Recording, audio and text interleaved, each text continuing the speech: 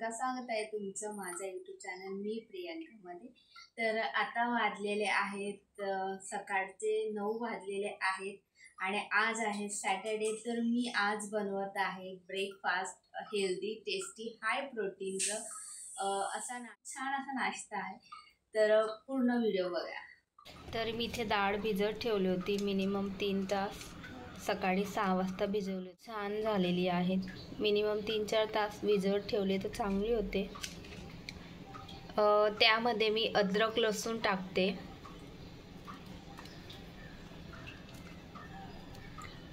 Minimum 4-5 मिरच्या आहेत,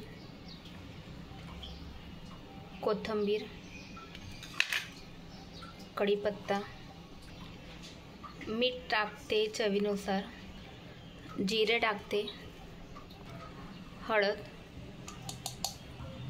आता मी हे सर्व मिक्सरमधनं ग्राइंड करून घेते। तर मी इथे ग्राइंड करून घेतलेला आहे।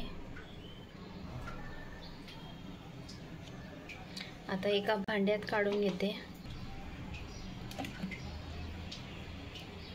हे परफेक्ट असं आहे, पण आणखी याला टेस्टी बनवण्यासाठी मी यामध्ये ॲड करणार आहे कोथिंबीर आणि कांदा आणि टमॅटो।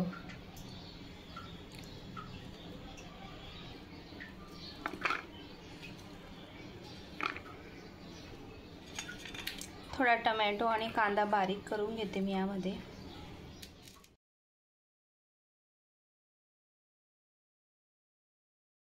इथे आपलं मूग डाळचं बॅटर तयार झालेलं आहे। आता व्यवस्थित मिक्स करून घेते। यामध्ये थोडंसं पाणी ॲड करणार आहे मी। इथे बॅटर तयार।